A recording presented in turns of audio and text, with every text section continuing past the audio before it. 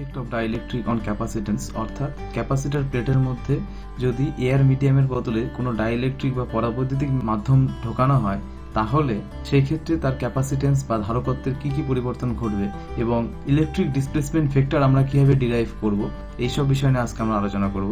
Hello students, welcome to pen and paper. চলো শুরু করা যাক।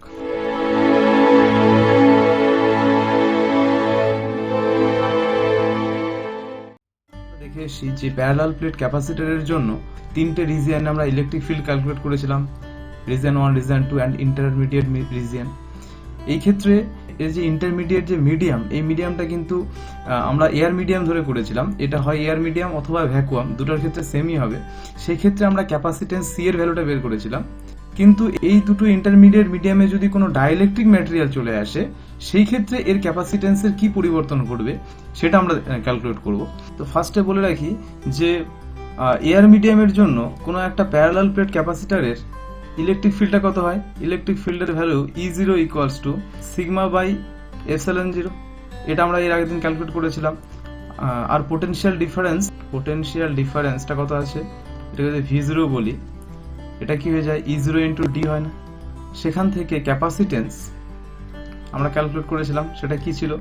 C0 equals to Q by V0, that is কিউকে আমরা কি লিখতে পারি সিগমা ইন্টু এ। এখানে এটা কি? এটা হচ্ছে এর এরিয়া। এই যে এরিয়া হচ্ছে এ, এটাকে আমরা এ বলেছি। আর এদের এই দুটো প্লেটের মধ্যে ডিসপ্লেসমেন্টটা ডি ধরা হয়েছিল এবং এর মানে এটাতে আমি প্লাস কিউ চার্জ দিয়েছিলাম, এটাতে হচ্ছে মাইনাস কিউ চার্জ দিয়েছিলাম। এই ছিল কনস্ট্রাকশন।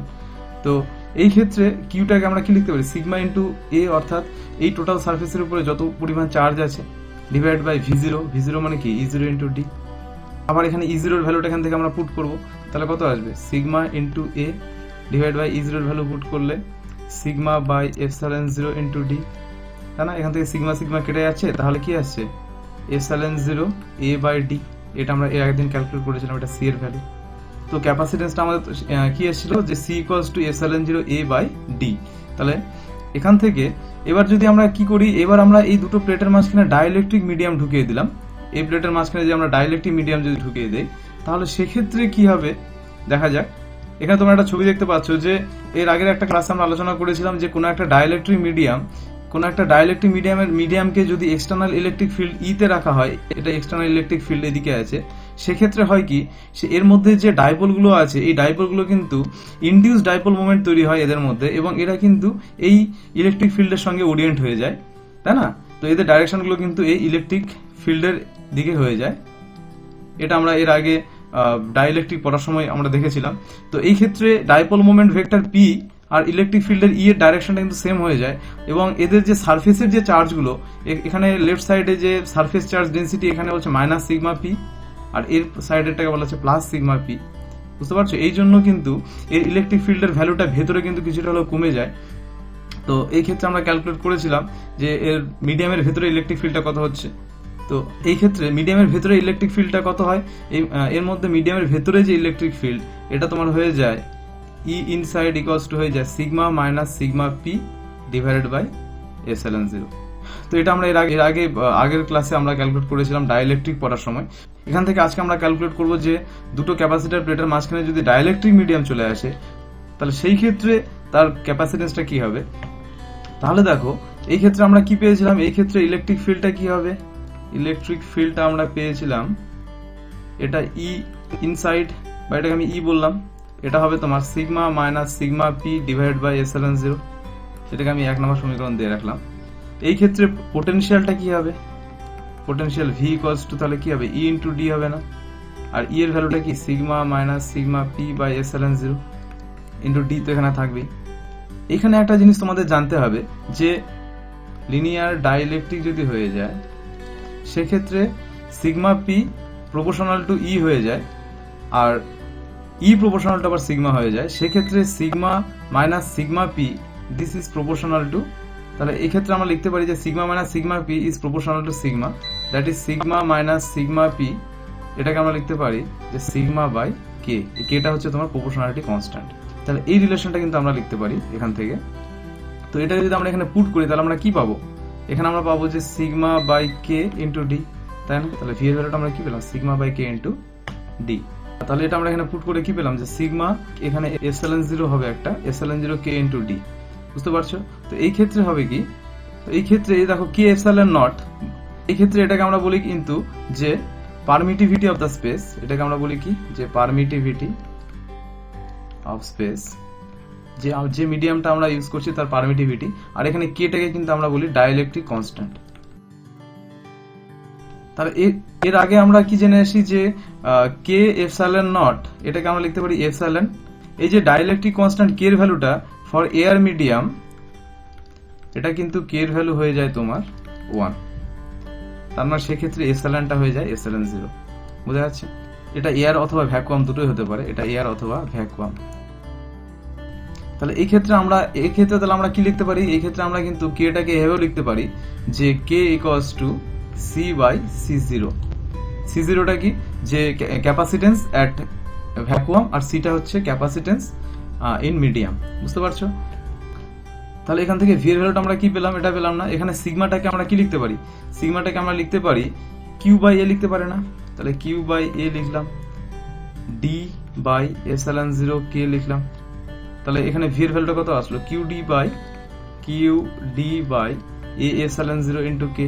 আর এখান থেকে ক্যাপাসিটেন্স যদি আমি বের করি তাহলে সি এর ভ্যালুটা কত হবে, কিউ বাই ভি হবে না? তাহলে কিউ বাই ভি যদি আমি পুট করি তাহলে আমি কি পাবো, উপরে কিউ থাকছে আর নিচে ভি এর ভ্যালু পুট করছি, নিচে ভি এর ভ্যালু পুট করলে কত হবে, Q D by A epsilon 0 K. এটা করলে আমরা কত পাবো, এটা করলে আমরা পাবো epsilon 0 K A by D, বুঝতে পারছো? তাহলে এই ক্ষেত্রে ক্যাপাসিটেন্সটা কত হয়ে গেল, ক্যাপাসিটেন্স এটা হয়ে গেল না?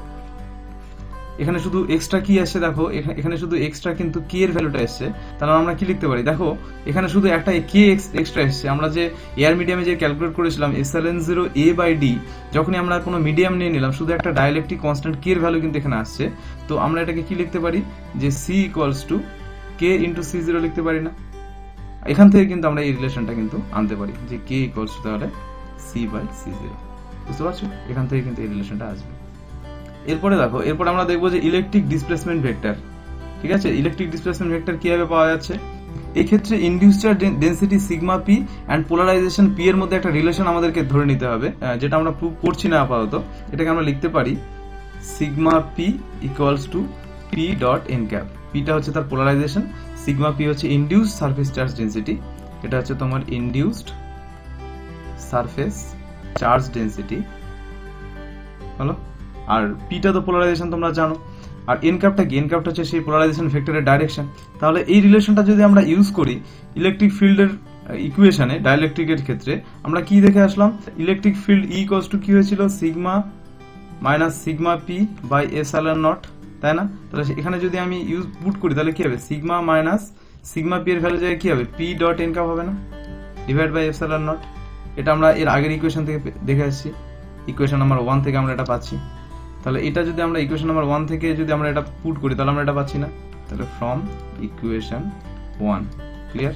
তাহলে এখান থেকে যদি আমি ক্রস অ্যাঙ্গেল মাল্টিপ্লিকেশন করি বা বজ্রগুণন করে দিই তাহলে আমি কি পাবো, এখানে আমরা কিন্তু পাবো এখানে ইলেকট্রিক ফিল্ডের একটা ভেক্টর এন ক্যাপ হবে।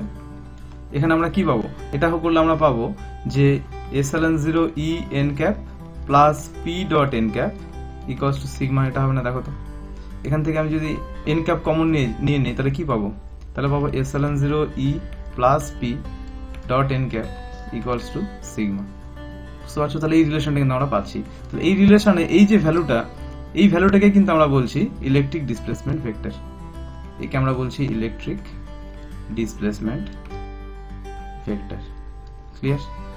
এটাই কিন্তু আমরা ডি দিয়ে ডিনোট করছি। তাহলে এভাবে আমরা ইলেকট্রিক ডিসপ্লেসমেন্ট ভেক্টর ইকুয়েশনটা পেলাম। এবার আমরা দেখবো যে এটাকে ইলেকট্রিক ডিসপ্লেসমেন্ট ভেক্টর কেন বলা হচ্ছে আর এর সিগনিফিকেন্সটা কি। তাহলে এখান থেকে আমরা কি পাচ্ছি, এটা তাহলে আমরা ডি যদি আমি বলি ডিসপ্লেসমেন্ট ভেক্টর ডিটাকে, একে যদি আমরা ডি বলি তাহলে কি হবে, এপসাইলন 0 ই প্লাস পি এই রিলেশনটা পাচ্ছি না, এটাকে আমরা 2 নম্বর ইকুয়েশন ধরে রাখলাম। তাহলে একে যদি আমরা ডি বলি তাহলে এই রিলেশন থেকে আমরা কি পাচ্ছি, এটাকে আমরা লিখতে পারি যে D dot N cap equals to sigma, এই রিলেশনটা পাচ্ছি। তো দেখো এই ক্ষেত্রে ডি এর রোলটা কি, যে ডি এখানে কি কাজ করছে, যে কোনো একটা দুটো ক্যাপাসিটরের দুটো প্লেটের মাঝখানে যদি ডাইইলেকট্রিক মিডিয়াম ঢুকে দেয় সেক্ষেত্রে ইলেকট্রিক ডিসপ্লেসমেন্ট ভেক্টর একে ডি কেন বলা হচ্ছে, এর রোলটা কি। তো এই ক্ষেত্রে ডি কি করছে, ফ্রি চার্জের ক্ষেত্রে ইলেকট্রিক ফিল্ড ইর যা রোল যদি তার মাঝখানে ডাইইলেকট্রিক মিডিয়াম ঢুকিয়ে দেওয়া হয় সেই ক্ষেত্রে কিন্তু সেই রোলটা কিন্তু ডি প্লে করছে। দেখো আমরা কি জানি, electric field E proportional to sigma, এই ক্ষেত্রে তার ইলেকট্রিক ফিল্ডের যা ক্যারেক্টারিস্টিক্স সেই ক্ষেত্রে কিন্তু ডাইইলেকট্রিক মিডিয়ামের ক্ষেত্রে ডি সেই রোলটা প্লে করছে। তাহলে ডি এর রোল কি? Role of E in medium. এই ক্ষেত্রে আমাদের মনে রাখতে হবে যে polarization vector P, electric displacement vector D and electric field E এরা কিন্তু সেম ডাইরেকশনে আছে, সেম ডাইরেকশন, অ্যান্ড এরা কিন্তু একে অপরের প্যারালাল। বুঝতে পারছো? তার মানে এই ছবিতে যদি আমরা দেখি, এই ক্ষেত্রে যে পি ভেক্টরটা আছে এইদিকে, ই ভেক্টরটাও আছে এইদিকে, আর ডিসপ্লেসমেন্ট ভেক্টর ডিটাও কিন্তু হবে তোমার এই সাইডে। তাহলে এই তিনটা কিন্তু প্যারালাল হলো। তাহলে এই ক্ষেত্রে ডি আর ই এর যদি আমি রেশিও বের করতে চাই, যে D by E equals to করলে কি পাবো? Sigma into epsilon 0 divide by sigma minus sigma P. কারণ কি ইলেকট্রিক ফিল্ড ই এখানে কি sigma minus sigma P by epsilon 0 না? তাহলে এটা আমি এখানে পুট করে দিলাম। আর ডি মানে কি? ডি মানে তো সিগমা, এই যে ডি মানে সিগমা। তাহলে এখান থেকে আমরা কি পাচ্ছি? এখানে sigma minus sigma P K আমরা কি লিখতে পারি? Sigma minus sigma P K লিখতে পারি সিগমা বাই কে। এর আগে আমরা দেখে আসলাম। তো এখান থেকে যদি আমরা এটা পুট করি তাহলে আমি কি পাবো? সিগমা তো সিগমা বাই এপসাইলন 0 উপরে, আর নিচে হবে সিগমা বাই কে। এই দুটো সিগমা কেটে গেলে হবে এপসাইলন 0 ইন্টু কে, তাই না? তাহলে displacement vector D equals to কি হবে? কে এপসাইলন 0 ইন্টু ই। তাহলে এটা হচ্ছে তোমার একটা রিলেশন পেয়ে গেলাম আমরা। তাহলে ডিসপ্লেসমেন্ট ভেক্টর ডি আর ইলেকট্রিক ফিল্ড ই এর মধ্যে একটা রিলেশন আমরা এখান থেকে পেলাম। এরপরে যদি আমি বের করি যে পোলারাইজেশন পি এর সঙ্গে রিলেশন কি, পি মানে আমরা কি পেলাম? যে ইলেকট্রিক ডিসপ্লেসমেন্ট ভেক্টর ডি এর যে ফর্মুলাটা দেখো, যে এপসাইলন 0 ই প্লাস পি, এই ফর্মুলাটা পেয়েছি আমরা, তাই না? তাহলে এটা যদি আমি এখান থেকে পি এর ভ্যালুটা বের করতে চাই তাহলে পি ইকুয়ালস টু কত হবে? তাহলে D equals to epsilon 0 E plus P আমরা পেয়েছি। এখান থেকে যদি আমি পি বের করতে চাই তাহলে কি হবে? ডি মাইনাস এপসাইলন 0 ই। আর এখান থেকে যদি ডি এর ভ্যালুটা আমি পুট করি তাহলে কি পাবো? Epsilon 0 into k. তাহলে এপসাইলন 0 কমন নিলে এটা হয়ে যাবে কে মাইনাস 1 ইন্টু ই, তাই না? আর এই এপসাইলন 0 ইন্টু কে মাইনাস 1 একে বলা হচ্ছে ইলেকট্রিক সাসেপ্টিবিলিটি বা কাই। এটা তোমাদের এর আগে আমরা ইলেকট্রোস্ট্যাটিকের শুরুতে আমরা দেখে এসেছি যে এটাকে কিন্তু dielectric polarisation P equals to chi into E, এটা আমরা বলেছিলাম যে এরপরে আমরা প্রুফ করব। তো আজকে কিন্তু তোমরা দেখতে পাচ্ছ এটা কিভাবে আসছে, যে ডিসপ্লেসমেন্ট ভেক্টর থেকে তার রিলেশন থেকে কিন্তু ইলেকট্রিক সাসেপ্টিবিলিটি কাইটা কিন্তু এখানে আসছে। হলো, তাহলে কাইকে আমরা কি লিখতে পারি? এপসাইলন 0 কে মাইনাস 1, এটা হচ্ছে ইলেকট্রিক সাসেপ্টিবিলিটি। হলো, তাহলে ডাইইলেকট্রিক কনস্ট্যান্ট ডি কিভাবে আসছে, এর মধ্যে রিলেশন কি? ঠিক আছে, রেশিও থেকে আমরা এর রিলেশনটা বের করলাম, এখানে ই হবে। এরপরে আমরা একটা প্রবলেম করব, এখানে একটা এক্সাম্পলের প্রবলেম করব। দেখো কি বলা আছে, বলছে a slab of material of dielectric constant K has the same area as the plate of a parallel plate capacitor. মানে একটা প্যারালাল প্লেট ক্যাপাসিটরের মাঝখানে যদি একটা ডাইইলেকট্রিক মিডিয়াম আমি এন্টার করাই, তার এরিয়া আর প্লেটের এরিয়া সেম। বলছে হ্যাজ থিকনেস অফ 3/4D, মানে 3/4D থিকনেসের আছে, অর্থাৎ টোটাল থিকনেস। মানে এখানে যদি আমি একটা প্যারালাল প্লেট ক্যাপাসিটর ধরে নেই, এর দুটোর মধ্যে ডিস্টেন্সটা কত? ডি না? আর এর মিডিয়ামটা আছে তোমার 3/4, মানে 4 ভাগের 3 ভাগ কিন্তু ডাইইলেকট্রিক মিডিয়ামটা ঢুকিয়ে দেওয়া হয়েছে। তাহলে এই দুটো প্লেটের মাঝখানে যদি 3/4 পোর্শনে ডাইইলেকট্রিক মিডিয়াম ঢুকিয়ে দিই, তাহলে আর কত থাকছে? 1/4 পোর্শন থাকছে না? এটা কিন্তু এয়ার মিডিয়াম। এখান থেকে আমাদেরকে কি ক্যালকুলেট বলছে how the capacitance changes when the slab is inserted between the plates. এখানে বলছে যে তোমার ক্যাপাসিটেন্সটা কিভাবে চেঞ্জ হবে যদি যে এই স্ল্যাবটা যদি এর মাঝখানে এন্টার করা হয়, তাহলে সেক্ষেত্রে ক্যাপাসিটেন্সটা কিভাবে চেঞ্জ হবে এখানে আমরা দেখব। এই ক্ষেত্রে এয়ার মিডিয়ামের ক্ষেত্রে আমরা কি জানি, যে E0 equals to V0 by D, আর E equals to E0 by K, তাই না? তাহলে এই ক্ষেত্রে ভিটা কি হবে? E0 1/4 into D plus E0 by K 3/4 into D. তাহলে এই ক্ষেত্রে যদি আমরা ক্যালকুলেট করি এখানে কি হবে? তাহলে এই ক্ষেত্রে যদি আমি ক্যালকুলেট করি এখানে কি কমন পাবো আমরা? E0 ইন্টু ডি কমন পাবো না, করলে কি পাবো? 1/4 প্লাস 3/4 কে। এটা যদি আমরা ক্যালকুলেট করি তাহলে আমরা E0 ইন্টু ডি কে আমরা V0 লিখতে পারি, তাহলে V0 কে প্লাস 3। এটা যদি আমরা এলসি করে দেখি তাহলে এটা কে প্লাস 3/4 কে। এই ক্ষেত্রে কে এর ভ্যালুটা কিন্তু গ্রেটার দ্যান 1, যার জন্য হবে কি, যেহেতু নিচে 4k আছে, এটা কিন্তু এই টোটাল এই ভ্যালুটা কিন্তু লেস দ্যান 1 হয়ে যাবে। তার মানে কি এই ক্ষেত্রে পোটেনশিয়ালটা কিন্তু কমে যাবে। এবার আমরা কি জানি যে সি প্রপোর্শনাল টু 1/v, অর্থাৎ পোটেনশিয়াল যদি দুটোর মাঝখানে যদি পোটেনশিয়াল বা বিভবটা যদি কমে যায়, সেই ক্ষেত্রে কিন্তু ক্যাপাসিটেন্সটা বেড়ে যাবে। হলো, তার মানে পোটেনশিয়াল কমছে মানে ক্যাপাসিটেন্স কিন্তু বাড়ছে। তাহলে ডাইইলেকট্রিক মিডিয়াম এন্টার করার জন্য আমাদের কি হলো, পোটেনশিয়ালটা ক্যাপাসিটেন্সটা কিন্তু বেড়ে গেল। এই ক্ষেত্রে যদি আমরা ক্যাপাসিটেন্স সি এর ভ্যালু বের করি, তাহলে সিটা কি হবে, C is equals to Q by V হবে না?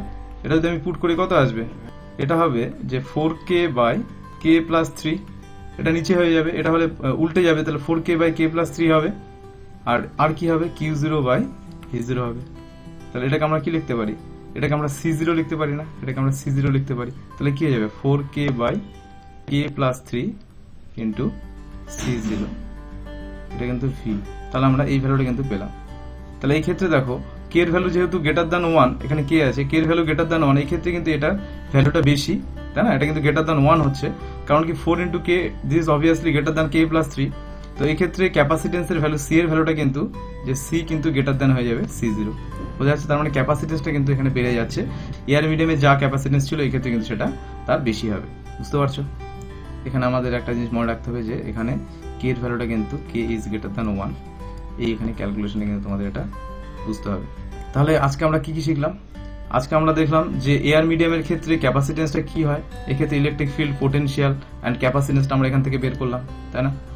এরপর আমরা দেখলাম যে ডাইইলেকট্রিক মিডিয়াম যদি আমরা এন্টার করে দেই, সেই ক্ষেত্রে ইলেকট্রিক ফিল্ডটা কত হচ্ছে, পোটেনশিয়ালটা কত হচ্ছে, এখান থেকে সিগমা মাইনাস সিগমা পির যে রিলেশনটা আমরা এখান থেকে পেলাম, এখানে ডাইইলেকট্রিক কনস্ট্যান্ট কে এর এখানে আমরা রিলেশনটা পেলাম, যে এর ভ্যালু কত হচ্ছে, এয়ার মিডিয়ামের ক্ষেত্রে 1 হয়ে যাচ্ছে। এই ক্ষেত্রে আমরা পোটেনশিয়ালটা এখানে বের করলাম, এখান থেকে আমরা ক্যাপাসিটেন্সটা বের করলাম। এরপর আমরা দেখলাম যে ইলেকট্রিক ডিসপ্লেসমেন্ট ভেক্টর কাকে বলে, কিভাবে আমরা এটা ডিরাইভ করব। এখান থেকে আমরা ইলেকট্রিক ডিসপ্লেসমেন্ট ভেক্টর ডিটা পাচ্ছি, এই ডিসপ্লেসমেন্ট ভেক্টর ডি এর রোলটা আমরা এখান থেকে দেখলাম। এরপর আমরা দেখলাম যে এদের মধ্যে রিলেশনটা কি। এরপর আমরা একটা নিউমেরিক্যাল প্রবলেম এখানে দেখলাম। এখানে আমরা ইলেকট্রিক সাসেপ্টিবিলিটি কায়ের ভ্যালুটা আমরা এখান থেকে ক্যালকুলেট করেছি।